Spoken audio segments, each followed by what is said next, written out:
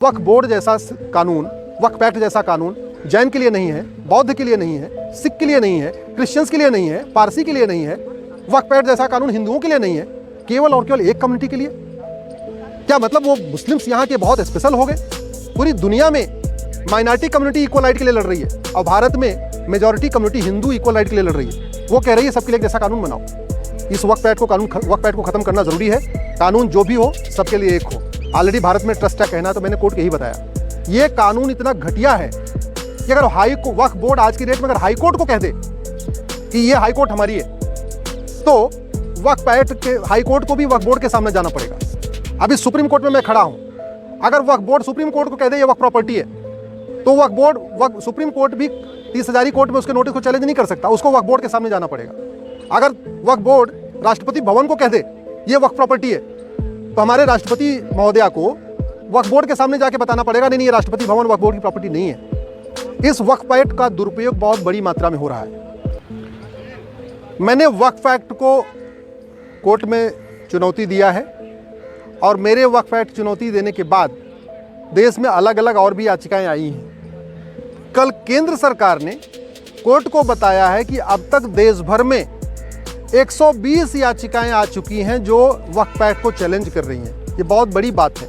इसका मतलब वक्फ बोर्ड वक्फ एक्ट को यूज़ करके पूरे देश में ज़मीन कब्जा कर रहा है। अदरवाइज ये पहली बार मैं सुन रहा हूँ कि किसी एक कानून के खिलाफ इतनी बड़ी मात्रा में याचिकाएं आई हैं। हालांकि सीए कानून के खिलाफ 250 याचिका आई थी, लेकिन सीए का विरोध करने वाले क्यों आए थे सबको पता है। सीए क्यों रोकना चाहते हैं, एनआरसी क्यों रोकना चाहते हैं सबको पता है। लेकिन वक्फ एक्ट के खिलाफ 120 याचिकाओं का आना मुझे लगता है बहुत अच्छी बात है। देश में जागरूकता बढ़ रही है। पूरे देश में लोग वक्फ एक्ट से जो परेशान हैं वो हाई कोर्ट जा रहे हैं।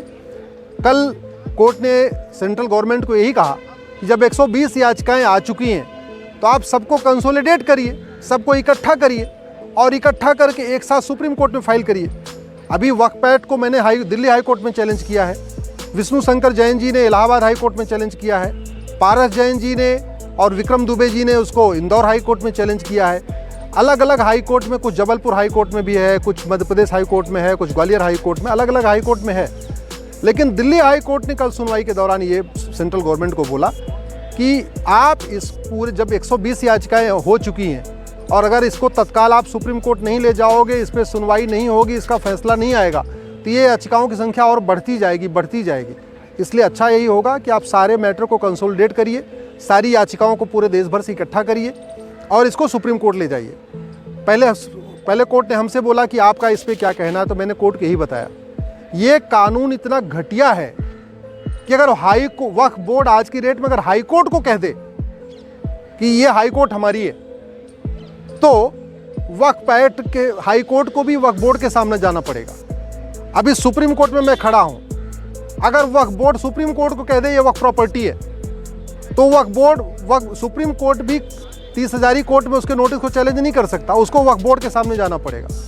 अगर वक्फ बोर्ड राष्ट्रपति भवन को कह दे ये वक्फ प्रॉपर्टी है, तो हमारे राष्ट्रपति महोदया को वक्फ बोर्ड के सामने जाके बताना पड़ेगा नहीं ये राष्ट्रपति भवन वक्फ बोर्ड की प्रॉपर्टी नहीं है। इस वक्फ एक्ट का दुरुपयोग बहुत बड़ी मात्रा में हो रहा है। जहाँ पे वो प्राइवेट जगह पे कब्जा करता है वहाँ तो लोग फिर भी लड़ते हैं, लेकिन जो पब्लिक लैंड है, जो गौचर की लैंड है, जो खेल का मैदान है, जो पार्क है, जो सिंचाई विभाग की अलग ज़मीनें होती हैं, उन पे वक्फ बोर्ड जब कब्जा करता है तो कोई लड़ने नहीं जाता।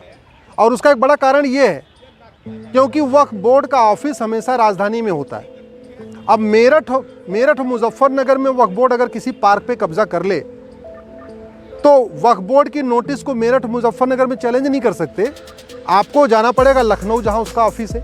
अब किसके पास इतना समय है कि मेरठ और मुजफ्फरनगर से 700 किलोमीटर दूर वो जाएगा लड़ने के लिए, वहाँ पे वक्फ बोर्ड लखनऊ जाएगा।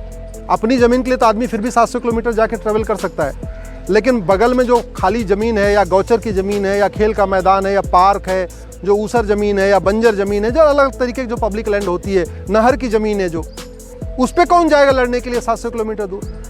तो एक बहुत बड़ी समस्या बन चुकी है। और ये वक्फ बोर्ड एक्सटॉर्शन का भी काम कर रहा है। बड़े बड़े जो ईमानदार लोग हैं उनको नोटिस भेजता है, जो पैसे वाले लोग हैं उनको नोटिस भेजता है और कहता है ये आपकी ज़मीन वक्फ की प्रॉपर्टी है।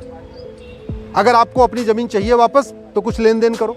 तो एक तरीके से एक्सटॉर्शन का भी काम कर रहा है। और जो सबसे खतरनाक काम कर रहा है ये वक्फ बोर्ड, लोगों को धर्मांतरण करा रहा है। आदिवासी एरिया में, पिछड़े एरिया में, झाबुआ जैसे जगह जहाँ पे आदिवासी रहते हैं, जिन्होंने कभी अपना झाबुआ की डिस्ट्रिक्ट कोर्ट भी नहीं देखा है, वहाँ पे वक्फ बोर्ड जाके बोलता है ये तुम्हारी ज़मीन वक्फी प्रॉपर्टी है। वो बेचारे आदिवासी न थाना जानते हैं, न तहसील जानते हैं, न पुलिस जानते हैं, न कोर्ट जानते हैं। और वो सालों साल से, सदियों से वहाँ रह रहे हैं, पुरखे वहाँ रहते रहे, लेकिन उनके पास कोई बहुत प्रॉपर डॉक्यूमेंट भी नहीं होता है। तो वक्फ बोर्ड उनको कहता है खाली करो, अगर नहीं खाली करो तो कन्वर्ट हो जाओ। तो कन्वर्जन का भी खेल चल रहा है। तो एक्सटॉर्शन भी कर रहा है ये वक्फ बोर्ड, कन्वर्जन भी कर रहा है। और सबसे बड़ी बात, वक्फ बोर्ड जैसा कानून, वक्फ एक्ट जैसा कानून जैन के लिए नहीं है, बौद्ध के लिए नहीं है, सिख के लिए नहीं है, क्रिश्चियंस के लिए नहीं है, पारसी के लिए नहीं है। वक्फ एक्ट जैसा कानून हिंदुओं के लिए नहीं है, केवल और केवल एक कम्युनिटी के लिए। क्या मतलब वो मुस्लिम्स यहाँ के बहुत स्पेशल हो गए? पूरी दुनिया में माइनॉरिटी कम्युनिटी इक्वल राइट के लिए लड़ रही है, और भारत में majority community Hindu equal right के लिए लड़ रही है। वो कह रही है सबके लिए एक जैसा कानून बनाओ। इस वक्फ एक्ट को ख़त्म करना ज़रूरी है। कानून जो भी हो सबके लिए एक हो। ऑलरेडी भारत में ट्रस्ट एक्ट है, ऑलरेडी भारत में डिस्ट्रिक्ट कोर्ट है।